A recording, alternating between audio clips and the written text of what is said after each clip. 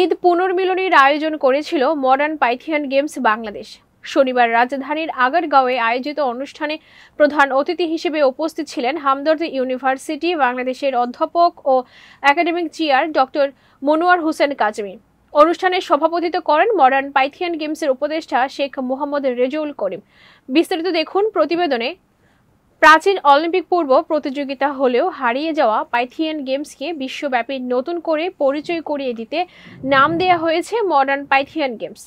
এর সাথে বাংলাদেশও যুক্ত হয়েছে 2022 সালের সেপ্টেম্বরে। সংগঠনটির পক্ষে শনিবার রাজধানীর আগারগাঁওয়ে ঈদ পুনর্মিলনীর আয়োজন করা হয়েছিল। অনুষ্ঠানে প্রধান অতিথির বক্তব্যে হামদর্দ ইউনিভার্সিটি বাংলাদেশের অধ্যাপক ও academic chair doctor Monowar Hossain Kazemi বলেন, তরুণ প্রজন্মের মধ্যে ডিভাইস আসক্তি যেভাবে মহামারীর আকার ধারণ করেছে তা থেকে মুক্তির অন্যতম উপায় হতে পারে মডার্ন পাইথিয়ান গেমস। কেননা এটি এমন এক ক্রীড়া আসর যাতে ঐতিহ্যবাহী লোকজ খেলাধুলার পাশাপাশি অন্তর্ভুক্ত আছে আর্ট অ্যান্ড কালচার, যেমন নৃত্য ও সঙ্গীত। Occasion of National Games Day. So this small Hindi kavita, I think that he told that some of the people know some Hindi, because Bengali and Hindi there is no much difference. So this children sing this song on the National Games Day. So this is like this. The title of this poem is Game itself, Khel or Chalo Khele. So it is like this: Chalo khele, chalo bhage, chalo khele, chalo bhage, chalo koode, chalo jhume. TV kam dekhe. Sorry for this, means sedentary life. TV doesn't mean that matlab sedentary life here means sedentary life. We should not lead a sedentary life. So the sedentary life has been taken here as a TV, because children continuously watch unnecessary TV. So here it is unnecessary. Kam dekhe, khel zyada khele. TV kam dekhe, khel zyada khele. क्योंकि खेलने में होता है शारीरिक विकास, मानसिक विकास। खेलने से स्वस्थ दिल और दिमाग तो क्यों हो पस्त, क्यों ना हो हम मस्त। तो चलो खेलें, चलो भागें। বাংলাদেশের সভাপতির বক্তব্যে বাংলাদেশ সরকারের সাবেক আমলা ও সংগঠনটির উপদেষ্টা শেখ মোহাম্মদ রেজাউল করিম আশা প্রকাশ করে বলেন, গেমসটি বাংলাদেশের মানুষের কাছে পরিচিতি না পেলেও এর বিষয়বস্তুর সাথে কম বেশি সবাই পরিচিতি। ফলে দেশের মানুষ দ্রুতই মডার্ন পাইথিয়ান গেমসকে দ্রুত নিজেদের করে নেবে বলেই তার বিশ্বাস। আপনি জানেন যে এটা আমাদের তো একেবারে নতুন জার্নি বাংলাদেশে।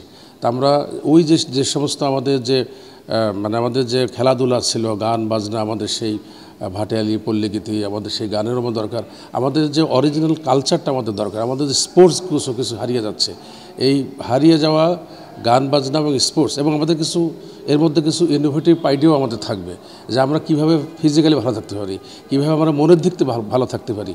আমি মনে করি যে মডার্ন পাইথিয়ান গেমস যে উদ্দেশ্য নিয়ে বাংলাদেশে তাদের যাত্রা শুরু করেছে অলরেডি, আমার মনে হয় যে আমরা শারীরিকভাবে এবং মানসিকভাবে আমরা ভালো থাকব।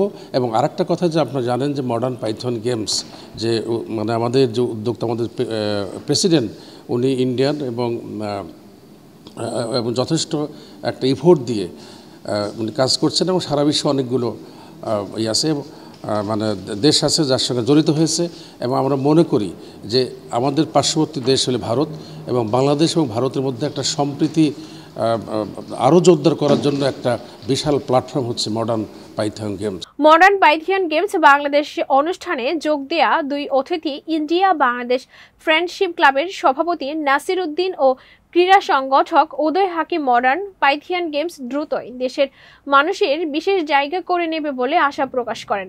আমার নাম নাসির উদ্দিন, আমি ইন্ডিয়া বাংলাদেশ ফ্রেন্ডশিপ ক্লাবের প্রেসিডেন্ট। আমি এই ফার্স্ট টাইম এখানে আমি অ্যাটেন্ড করছি, এবং আমি এই সংগঠনের জন্য আমি কিছু চিন্তা ভাবনা করতেছি কী করা যায়, এবং আমি নতুনভাবে এটা নিয়ে আমি একটু গবেষণা করব।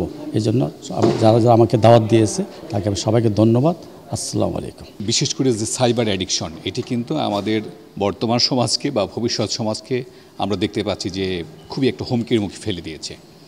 এই বাস্তবতায় আমরা বাংলাদেশে মডার্ন পাইথন গেমস নিয়ে কাজ করছি।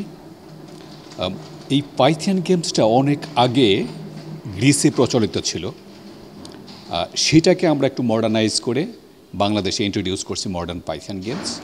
এটি হচ্ছে যেমন ধরেন অলিম্পিক, এটি কিন্তু শুধুমাত্র গেমস নিয়ে কাজ করে, বাট মডার্ন পাইথন গেমস হচ্ছে একই সঙ্গে arts, culture, music, tradition, game সবগুলো নিয়ে কাজ করে। তো আমাদের একটা লক্ষ্য আছে যে 2027 সালে অলিম্পিক গেমস যেরকম হয় ওয়ার্ল্ডের প্রায় সবগুলো দেশকে নিয়ে, ওই রকম মডার্ন পাইথন গেমসের প্রথম আসর বসছে 2027 সালে গ্রিসে। আমরা মূলত তারই প্রিপারেশনাল ওয়ার্কগুলো করছি। সেই বাস্তবতায় বাংলাদেশে আমরা মডার্ন পাইথন গেমস নিয়ে কাজ করছি। মডার্ন পাইথন গেমস বাংলাদেশে একেবারে একটা নতুন কনসেপ্ট। এটা অলিম্পিকের মতো, প্রাচীন অলিম্পিকের আগে এই পাইথন গেমস প্রচলিত ছিল। সেই জায়গা থেকেই এই কনসেপ্টটা এসছে, নতুন করে আবার বিশ্বব্যাপী এটা সমাদৃত হচ্ছে। আমরা বাংলাদেশ চ্যাপ্টার খুবই গোড়ার দিকে আছি, সাধারণ মানুষকে প্রথমে বোঝাচ্ছি, নিজেরা বোঝার চেষ্টা করছি। এবং আপনি তো জানেন যে ক্রীড়া, সংস্কৃতি, বিনোদন এগুলো সুস্থ বুদ্ধির চর্চা করে। তো এখান থেকে সুস্থ সুন্দর ভবিষ্যৎ প্রজন্ম গড়ে উঠবে, সেই অভিপ্রায়ে আমরা এটার সাথে সম্পৃক্ত হয়েছি।